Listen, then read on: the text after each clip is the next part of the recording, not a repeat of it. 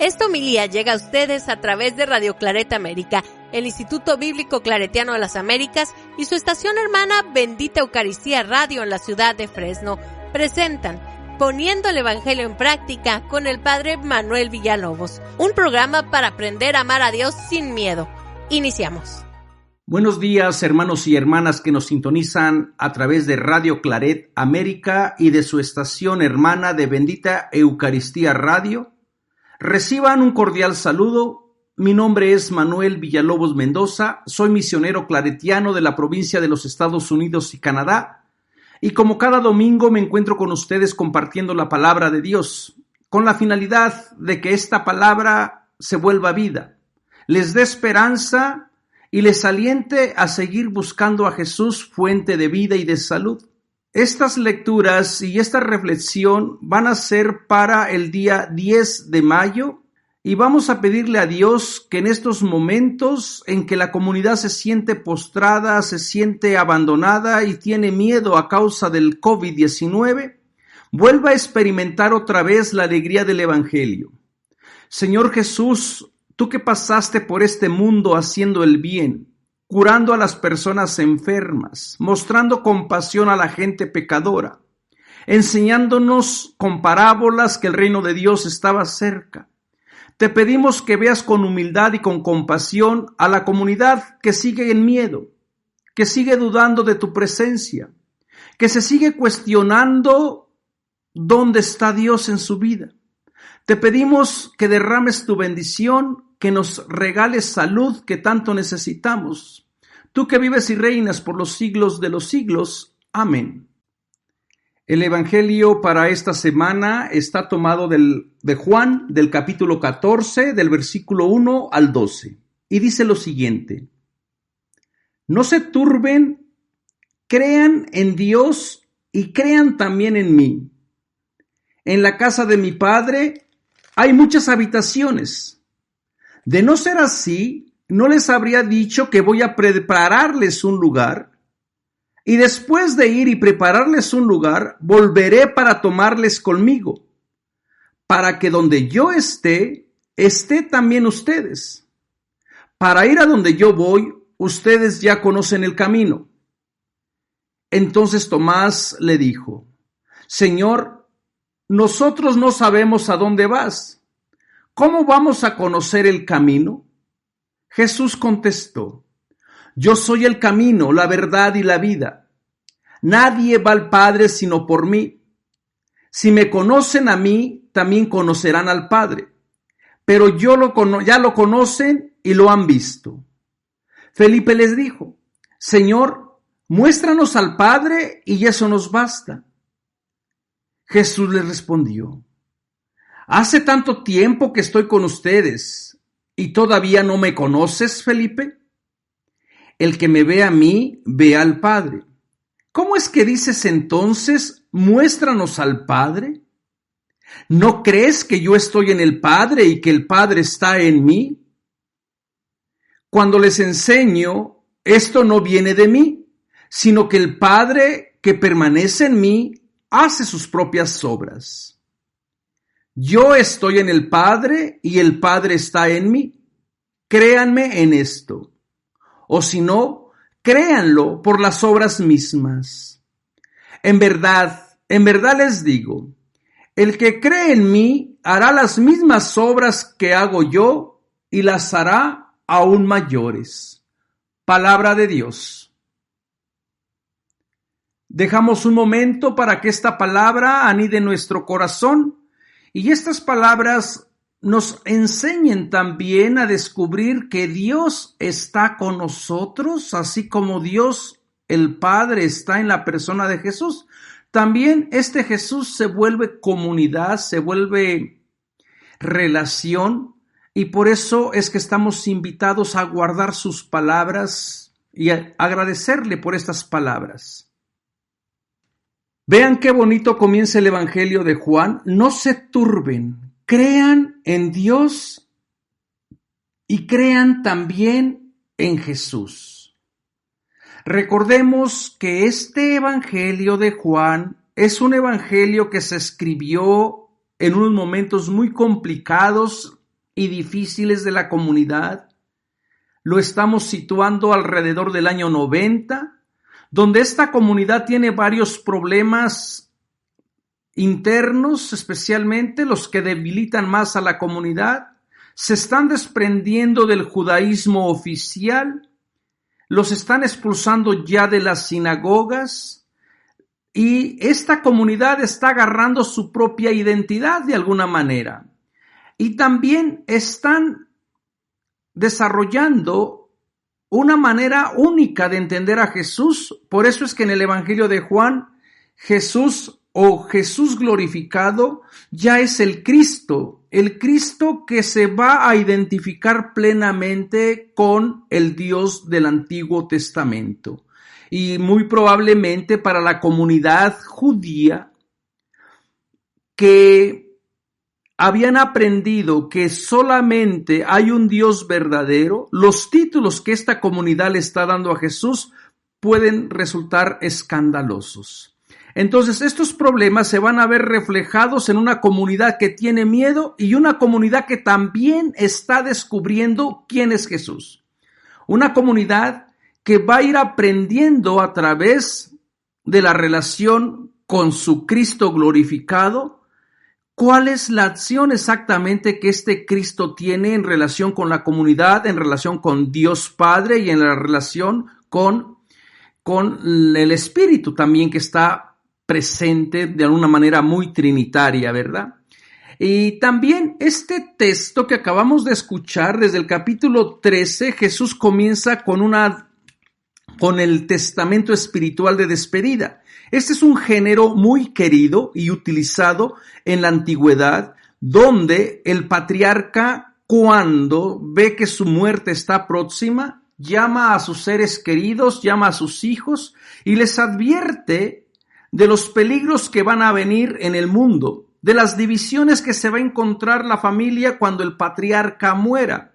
Y también les advierte de los peligros que se van a encontrar a causa de la religión. Y el patriarca deja su testamento espiritual, exhorta a la unidad, invita a permanecer fiel a sus enseñanzas y sobre todo a no renegar de Dios. Jesús también parece que quiere hacer algo similar con su comunidad. Jesús sabe que su partida física está ya próxima e invita entonces a su comunidad a permanecer firmes. Ese es un tema muy, muy joánico, muy del Evangelio de Juan, el permanecer, el dar vida. Invita a su comunidad justamente a no desfallecer, a no negarle, a buscar su propia identidad, sabiendo de que Jesús está en esta comunidad lastimada, que posiblemente se siente huérfana, que posiblemente se siente abandonada y al mismo tiempo es una comunidad temerosa. Una comunidad temerosa por los problemas que están experimentando, problemas que posiblemente se reflejan en las confrontaciones que tienen con sus parientes los judíos, que los están expulsando de las sinagogas. Posiblemente también esta comunidad hay persecuciones y estas divisiones y estos problemas hacen que la comunidad se empiece a cuestionar en realidad quién es Jesús, en realidad cuál es la función de Jesús con esta comunidad. Y entonces en este testamento espiritual, lo primero que ya llama la atención es cómo Dios interviene por medio de Jesús dentro de la comunidad, y esta intervención es justamente para decirle a la comunidad: no tengan miedo. Hermanos y hermanas, yo creo que también a nosotros hemos sido beneficiarios de un testamento espiritual, de muchas experiencias de gente que nos han dado su testimonio, su vida, sus vivencias, sus creencias, y que han vivido de una manera extraordinaria su evangelio.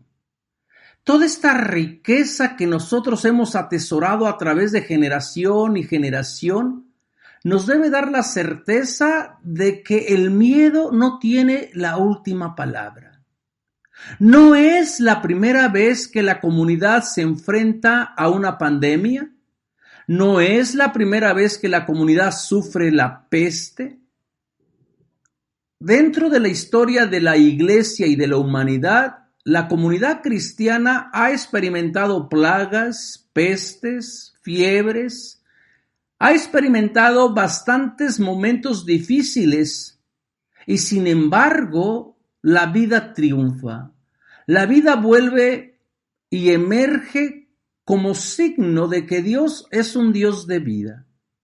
Y esta esperanza es la que nos debe de mantener firmes en que en estos momentos posiblemente que tenemos miedo, que no sabemos qué es exactamente lo que está pasando, que tenemos un futuro incierto, que tenemos una situación difícil, son estos elementos que nos deben de ayudar a valorar nuevamente el sentido de nuestra vida y nuestra relación con Dios. Y qué bonito que comience el Evangelio con estas palabras: no se turben, no se turben. Y me recuerda al poema de la hermana Teresa, de Santa Teresa de Jesús, que decía que nada te turbe, que nada te espante. La fe no se muda. Quien tiene a Dios, solo Dios basta, ¿no? Decía más o menos así el poema. Este poema va muy en la línea también del Evangelio. No se turbe. Y hay muchos motivos, muchas razones para perder la paz. Y ustedes me pueden decir, ¿cómo podemos no turbarnos? ¿Cómo podemos no vivir intranquilos? ¿Cómo podemos estar en paz si solamente escuchamos noticias negativas? Si conocemos gente que posiblemente esté infectada por el COVID-19, ya no son números, ya no es gente extraña, es gente que conocemos, es gente que queremos, es gente que amamos. Es el hermano, es la hermana, es el compañero, la compañera. Y ante todos estos momentos difíciles tenemos que celebrar que Jesús es el que nos dice: no se turbe su corazón, vivan en paz. Y también esto va a ser muy similar a la experiencia de Jesús resucitado. La paz sea con ustedes. Y a veces la paz va a ser muy difícil de celebrarla, teniendo un corazón inquieto, teniendo muchas cosas que nos preocupan. Yo les invito a que reflexionen un poco. ¿Qué me está mortificando en el día de hoy? ¿Qué cosas me roban mi paz, mi tranquilidad? Y seguramente que lo primero que viene es el miedo, la enfermedad, el no saber cuándo va a terminar esto, el no saber qué va a pasar, si voy a tener trabajo o no voy a tener trabajo. Todas estas preocupaciones son válidas, pero hermanos y hermanas, tenemos que movernos en fe. Tenemos que confiar en que Dios está detrás de esta historia. Tenemos que aprender a descubrir a Dios dentro del sufrimiento. Tenemos que ver esta crisis, esta pandemia, con una mirada de fe. Y desde esta experiencia estamos invitados a ser esperanza para otra gente. Esta comunidad de Juan que tiene miedo, que está espantada, que se siente abandonada por su Cristo, por su Dios, después va a tener que salir victoriosa a decir verdaderamente: ha resucitado. Creo firmemente, Señor, que tú eres el Hijo de Dios, que va a ser el centro del corazón de este evangelio, de hacer esta profesión cristocéntrica, cristológica. Y así también nosotros, aún en medio del dolor y del sufrimiento, tenemos que decir: sí, Señor, yo creo que tú estás aquí. Yo creo que tú me ofreces paz. Yo creo que mi vida te es familiar, que mi historia te es sagrada. Y gracias, Señor, por venir a reafirmar que tú estás conmigo y que me dices: no te turbes, no te espantes. Yo estoy en control de la historia. Y la otra invitación que es también bien de Juan es crean en Dios. Y uno puede decir, ¿cómo puede la gente creer en Dios ante tanto signo de muerte? ¿Cómo podemos creer en Dios cuando hay dolor, cuando hay sufrimiento, cuando la pandemia no se va? ¿Cómo podemos creer en Dios cuando se pierde el trabajo, se pierde la salud? ¿Cómo podemos creer en Dios cuando Dios no interviene y pone las cosas en su lugar? Ante todo, hermanos y hermanas, Dios no es un mago. Dios no es una persona que puede hacer las cosas que nosotros podemos realizar. Y es aquí la grandeza de vivir nuestra fe, de creer en este Dios en medio del dolor y del sufrimiento. Puede ver la agonía, puede ver la angustia, puede haber la desesperación, pero tenemos que vivir la certeza y tener nuestra fe bien puesta en Dios justamente en estos momentos. Cuando uno tiene un problema, cuando uno tiene una dificultad, a veces no ve dónde está Dios. Y a veces uno reniega y uno dice, Dios me abandonó, Dios no estaba conmigo. Pero una vez que ya pasamos ese momento difícil, podemos volver nuestra mirada atrás, nuestro pensamiento y decir, verdaderamente Dios no me dejó, verdaderamente Dios estuvo conmigo. Así que hermanos y hermanas, aquí nos movemos por fe. Crean en Dios, dice la palabra. Primero, vive en paz.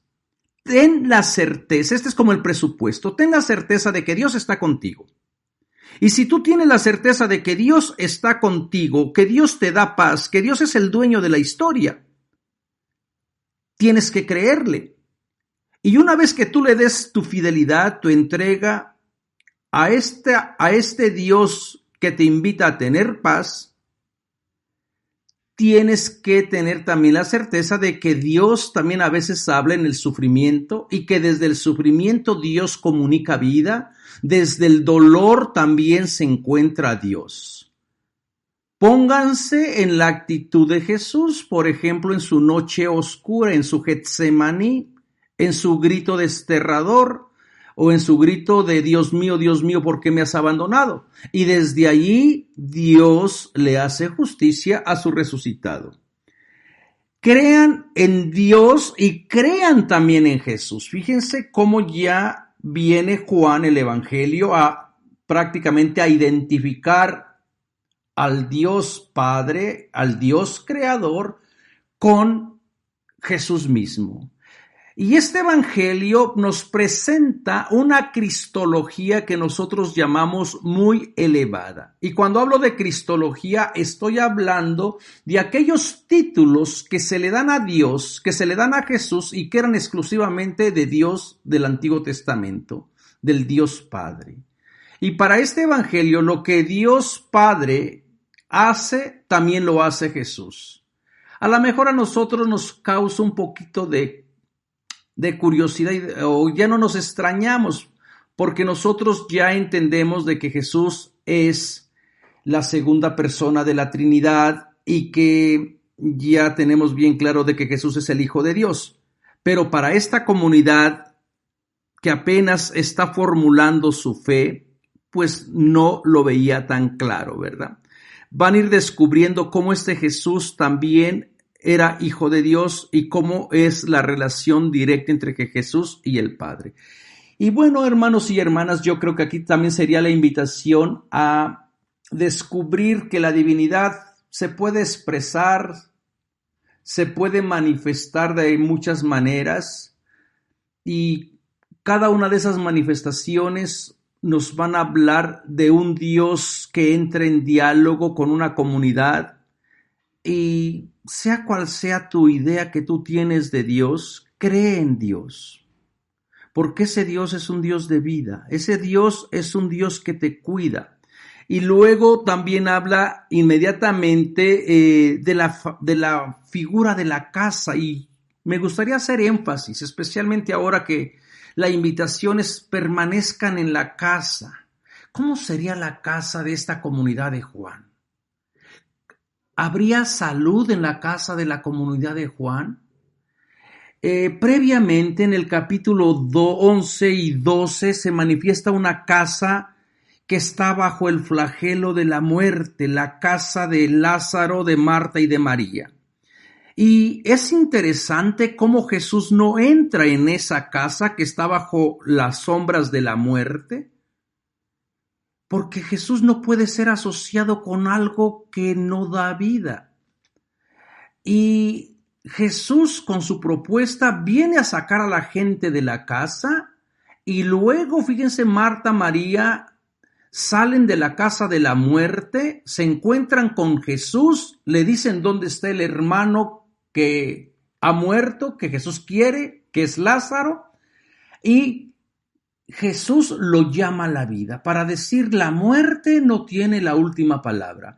Y una vez que esa casa que estaba bajo las sombras de la muerte es sanada, es curada, entonces Jesús sí puede entrar en esa casa. Y en el capítulo 12, en esa casa Jesús recibe una unción con perfume de nardo puro, y la casa dice que se llenó de un aroma agradable, el símbolo de la vida.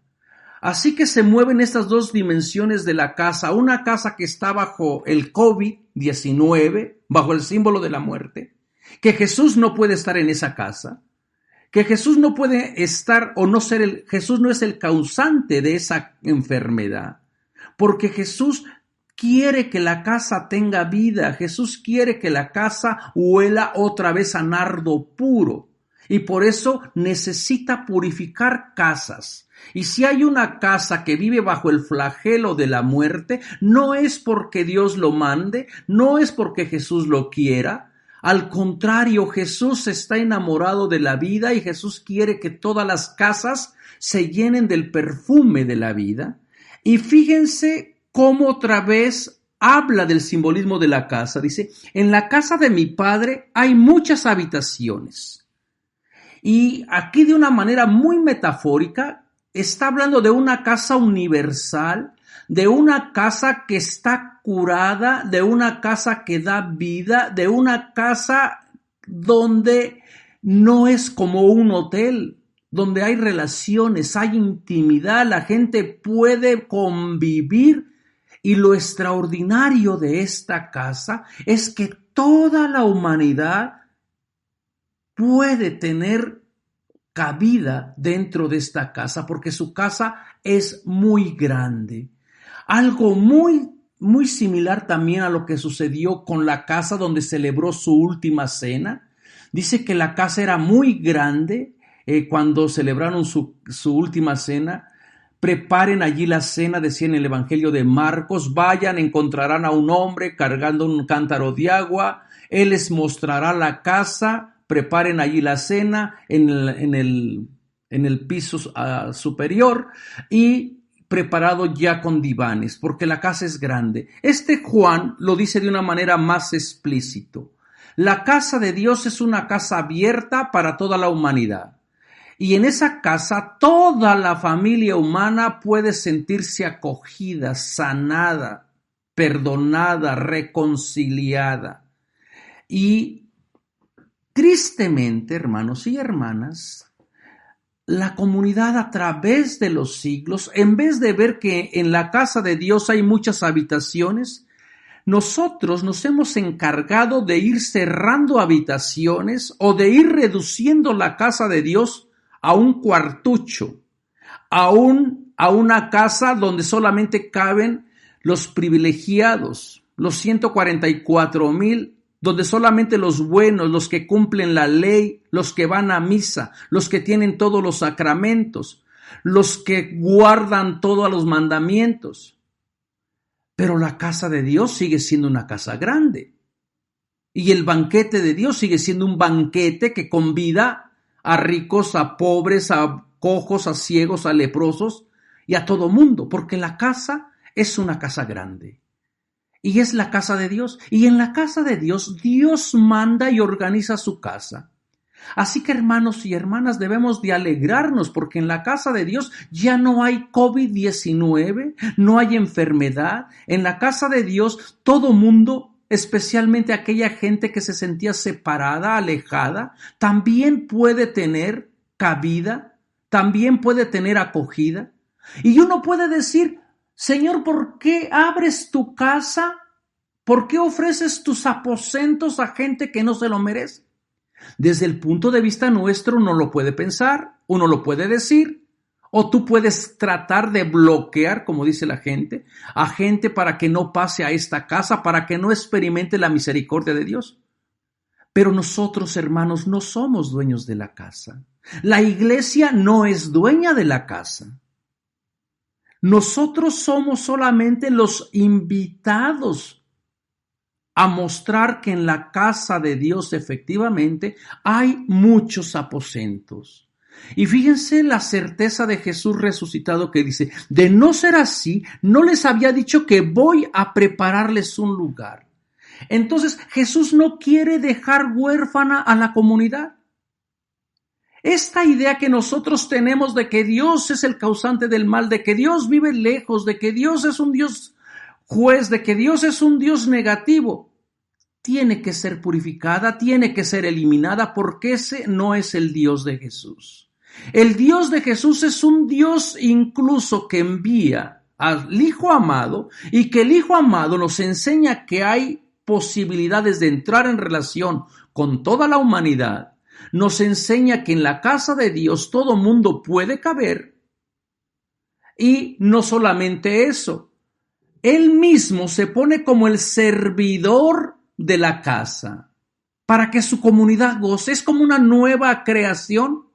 ¿Se acuerdan ustedes en el capítulo del Génesis? Dios comienza creando una cosa, creando la otra, y cuando ya tiene todos los ornamentos, cuando ya tiene todo lo que el ser humano necesita, entonces crea al ser humano. Ya le preparó el lugar donde el ser humano va a vivir. De la misma manera, Jesús regresa a la casa del Padre y va a preparar todo lo necesario para que el ser humano viva. No para que el ser humano sea condenado, y esto lo dijo claramente el evangelista desde el capítulo 1. Tanto amó Dios al mundo que le envió a su Hijo único, no para condenar al mundo, sino para que el mundo se salve y tenga vida. Vida, estas son las claves interpretativas de este evangelio. Entonces la función de Jesús es ir a la casa, preparar la casa para que la comunidad tenga vida. Piensen, hermanos y hermanas, en las implicaciones que tiene esto. Dios me tiene un lugar, y para la gente que ha perdido a su ser querido a causa del COVID-19, para tantas personas que se han perdido, para tantas muertes que estamos lamentando, verlo con estas experiencias es prácticamente tener fe en que esas vidas siguen viviendo en otra casa. En una casa donde ya no hay dolor, en una casa donde ya no hay sufrimiento y en una casa donde tienen la garantía de estar con el Dios mismo. Fíjense lo que dice el versículo siguiente. Y después de ir y prepararles un lugar, volveré para tomarles conmigo para que donde yo esté, estén también ustedes. No es la finalidad entonces de destruir la comunidad, de condenar a la comunidad, de enviarla al infierno, ni al purgatorio, ni al limbo, ni a ningún otro lugar que ustedes se han inventado. La finalidad de Dios y de Jesús el enviado es que donde Dios esté, donde Jesús esté, esté la comunidad.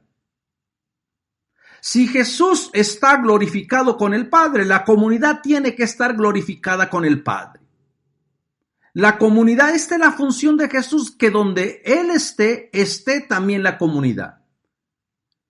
Otros evangelios narran esta misma historia con la experiencia, por ejemplo, de Mateo con el Emanuel, donde yo soy con la comunidad, o donde 2 o 3 se reúnan, allí estoy yo en medio de ellos. Juan lo dice de una manera muy poética, pero al mismo tiempo vuelve a decir lo mismo. En el plan de Dios es que la comunidad viva con Dios. Dios no ha creado a la comunidad para castigarla, para enviarle plagas, para enviarle castigos, para enviarle enfermedades. Ese no es Dios. Dios ha creado una comunidad para que conviva, se hermane, se humanice, dialogue y cuide a toda la casa común que es el mundo. Y entonces, ¿por qué existe el mal? ¿Por qué la enfermedad? ¿Por qué el COVID-19? Hermanos y hermanas, porque posiblemente no cuidamos la casa bien, porque posiblemente no cuidamos a toda la creación de Dios. Posiblemente alteramos su orden, posiblemente hicimos las cosas que no teníamos que haber hecho y no nos cuidamos tampoco nosotros. Entonces necesitamos nuevamente entender que en la finalidad de Dios está que nuestra casa sea la casa de Dios y la casa de Dios sea nuestra casa, porque Dios quiere que donde esté Jesús, su Hijo glorificado, ahí también estemos nosotros. Así que hoy puede ser un día de invitar a Jesús, decir: Señor, ven a mi casa. Entra a mi casa, sánala, toma posesión de ella, reorienta mi vida hacia ti, purifícame. Y ahora que tengo tiempo, déjame meditar, déjame pensar para sentir tu amor, para sentirme amado, para sentirme otra vez tu hijo y tu hija, porque es tu deseo que donde tú estés, esté también yo. Y eso no es el deseo de nadie más que de Jesús glorificado. Así que, hermanos y hermanas, nadie tiene la autoridad para decir: tú no debes de estar con Dios, tú no debes de estar con Jesús. Eso a ti no te corresponde, eso le corresponde a Dios. Y la voluntad de Jesús glorificado es para que donde yo esté también mi comunidad. Estén ustedes. Para ir, dice, y además para ir allá, ya conocen el camino. ¿Y cuál es ese camino?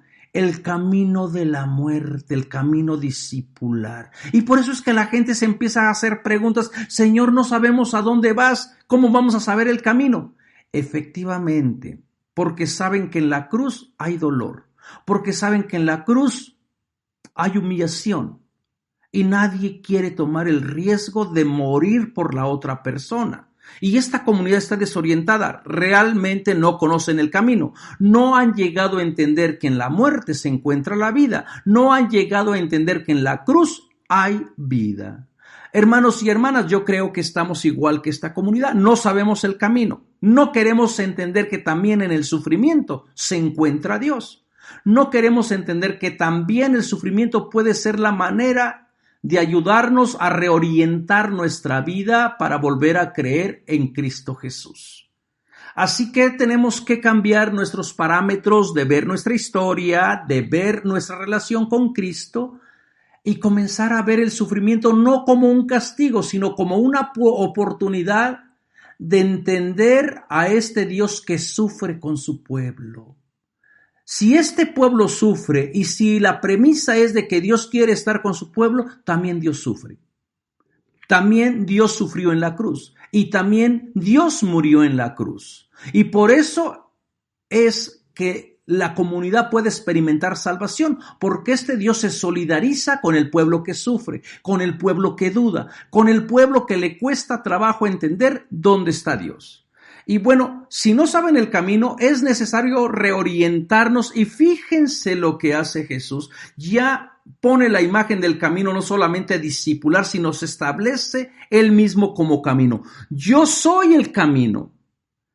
Yo soy el camino. Nadie más es camino, hermanos y hermanas. Ninguna religión salva. Ninguna religión tiene la garantía de tener la exclusividad del Espíritu más que Cristo Jesús. Nosotros no somos seguidores de una iglesia, nosotros no seguimos a un sacerdote o a un pastor o a un obispo o al papa. Nosotros somos seguidores de Cristo Jesús, que es camino, y solamente Él como camino es nuestro fin último. La iglesia es un medio para llegar al camino. Los sacramentos son medios para encontrarnos y reorientarnos con Jesús camino, pero solamente Jesús es camino. Y también establece esta idea de yo soy, el yo soy del Éxodo, ¿no? Por eso en el Evangelio de Juan aparecen estos: yo soy el pan de vida, yo soy el buen pastor, yo soy el agua viva y ahora yo soy el camino. Solamente Jesús. Nadie puede decir yo soy el camino. Hermanos y hermanas, nosotros somos caminantes y así se le conocía a la comunidad en el siglo I. Los caminantes, los del camino. ¿Y el camino quién es? El camino es Cristo Jesús. Y en el camino a veces nos podemos perder. En este camino que vamos recorriendo ahora, donde ya llevamos meses con este virus, con esta pandemia, este camino que se vuelve pedregoso, este camino que se vuelve difícil, este camino que a veces nos extravía, también tiene la posibilidad de acercarnos a Jesús, y Jesús se hace compañero de camino, se establece como camino. Y la otra cosa es camino que es verdad. Camino que es verdad, porque posiblemente muchas personas en el tiempo de esta comunidad intentaron ponerse ellos como los Mesías, como los Salvadores, como los otros Cristos, pero esos Cristos eran falsos, esos Mesías eran falsos, porque solamente Jesús glorificado es verdad. Tristemente digo, esta idea de querer usurpar o manipular la presencia de Dios no ha muerto. Todavía hay gente que cree que se vuelve camino, todavía hay gente que cree que es guía, que es Mesías, que juran y perjuran que son la iglesia verdadera, que solamente en ellos hay salvación. La salvación no depende de cultos, ni de ritos, ni de iglesias, ni de andar proclamando casa tras casa, diciendo oraciones sin sentido. La salvación la ofrece Cristo Jesús gratuitamente a la persona que la quiera recibir. Y entonces Jesús es verdad. Nadie puede ocupar su lugar. La verdad tampoco necesita defenderse. No hay necesidad de andarla defendiendo. La verdad solo se defiende. También dentro de nuestra espiritualidad católica ha venido un grupo a defender, a ser los apologetas de la verdad. No tiene sentido. Presenta tu testimonio de vida. No te sientas que la otra gente te va a atacar y que te va a defraudar en la fe. Tú demuestra con tus hechos de quién eres. Deja que tus palabras digan: yo creo en Cristo que está conmigo, que no juzga, y que en la casa del Padre hay muchas habitaciones, aún para aquellas personas que no caminan mi camino, aún para aquellas personas que van por otras veredas, si tú quieres, o por otros caminos, pero todos los caminos van a conducir a la casa del Padre, que tiene muchas moradas. Esta es la grandeza de nuestro Dios, hermano y hermana. Así que tienes que ver a la otra persona que va por otro camino, no como tu enemigo, no como la persona que te va a poner tropiezos. Velo como tu hermano, tu hermana, que quizás tiene otra experiencia de Dios, pero también adoran al mismo Dios que tú adoras. A lo mejor de una manera diferente, a lo mejor con creencias diferentes, pero van a llegar a la misma morada donde hay muchas habitaciones, ¿no? Y el camino, la verdad, y la otro sentido, Jesús camino, verdad y vida. Vida, yo creo que deberíamos en estos momentos repetir interiormente: Dios es un Dios de vida, Dios es un Dios de vida, no de muerte, no de miedo. Y qué difícil es ver a un Dios como Dios de vida, cuando siempre nos han enseñado lo contrario, cuando siempre hemos aprendido de que Dios es muerte, de que Dios castiga, de que Dios es sacrificio, de que Dios es penitencia, de que es muy difícil ganarse el cielo. Y nos hemos olvidado de vivir, y nos hemos olvidado de entender a este Dios que es vida, que es salud, que es alegría, que tiene un plan no de condena, sino de salvación.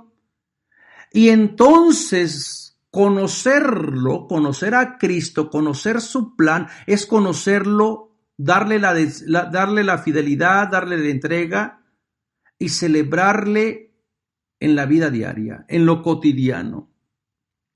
Y bueno, entran estos personajes de Tomás, de Felipe, que no saben a dónde van.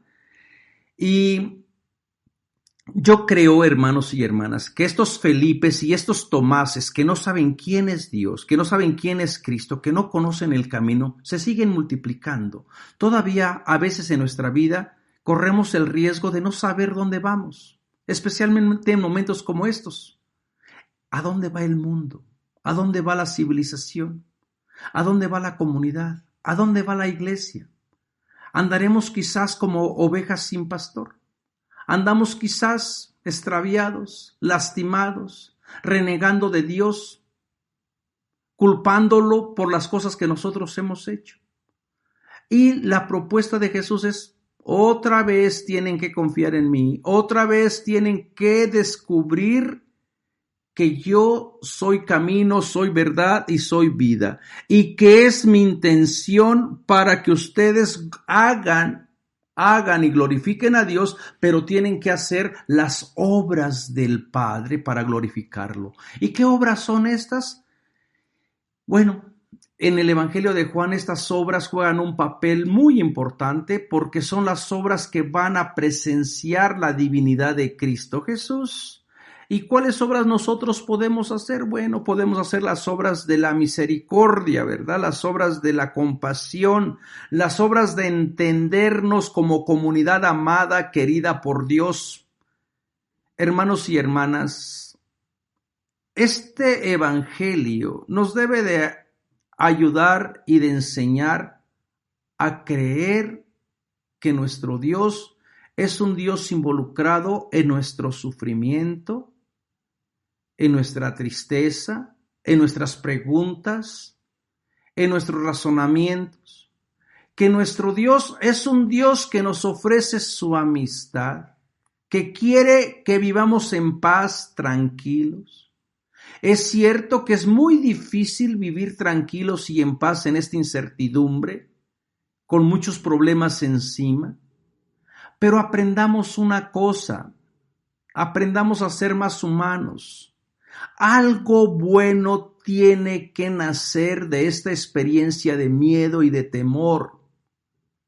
Este momento puede ser un momento de gracia para poder convivir con los seres que tú quieres, sentarte a la mesa con tu familia que a lo mejor por los horarios que cada quien tiene ya no lo hacían, poder verse a los ojos nuevamente, poder convivir, comenzar a arreglar las cosas exteriores, sacar cosas que no necesitas. Y lo más difícil, curar tu corazón para decir: Señor, qué frágil es la vida. Qué frágil es nuestra historia. ¿Y por qué no comenzar a vivir de una manera más simple, más sencilla y de una manera más certera en que Dios está con nosotros? En que Dios no nos va a condenar. Yo creo, hermanos y hermanas, que este es un tiempo de gracia. En vez de ver el tiempo de maldición, yo lo veo como un tiempo de gracia. Y creo, Señor, firmemente que tú eres el camino, la verdad y la vida, y que este camino va a ser maravilloso. Creo que este camino va a florecer con diferentes experiencias, que vamos a enriquecer a tu iglesia de una manera extraordinaria, que vamos a resurgir con más energía, que vamos a tomar realmente esta energía para decir: vamos a hablar otra vez de este Dios del amor, de la compasión, de la misericordia, que tu iglesia se vuelva más humilde, más sencilla, más cercana, que aprendamos a mostrar nuestros sentimientos, a decirle a la persona: te quiero, gracias, que volvamos otra vez a cuidar la naturaleza, a descubrirte en toda tu creación y para darte las gracias por el don tan frágil, bello y vulnerable que es la vida. Así que, hermanos y hermanas, no tengan miedo. Esta pandemia va a pasar, este virus va a morir, solo Cristo permanece. Y en la morada y en la casa de Dios hay lugar para ti. Alégrate. Esta es buena noticia. No estés enfatizando y reflexionando en las cosas negativas. Abre tu corazón, abre tu mente a este Dios que tiene el poder de hacer nueva todas las cosas. Acepta a Cristo en tu vida, habla de Él con tus amigos, con tus amigas. Compárteles esta alegría de que Dios está contigo. Que estas palabras, hermanos y hermanas, les ayuden a ustedes a vivir como hijos e hijas de Dios. Nos vemos la próxima semana y recuerden que si ustedes quieren saber más acerca de la palabra de Dios, les invitamos a estudiar la Biblia. Nos pueden encontrar en nuestro sitio del internet en www.ibicla.org.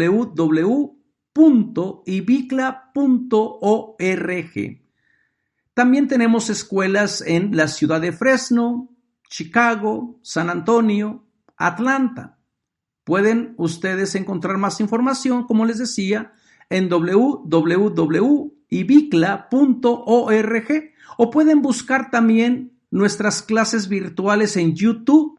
Busquen YouTube y pongan Escuela Bíblica Claretiana, donde hay cursos gratuitos en Biblia para que vayan descubriendo a este Dios que es amor, a este Dios que es vida. Que el Señor les bendiga, les cuide su casa, la casa de su corazón y les llene de paz. Muchas gracias. Los invitamos a escuchar más programas de crecimiento espiritual y emocional en radioclaretamerica.com y a seguir en YouTube a la Escuela Bíblica Claretiana de las Américas. Visite ibicla.org.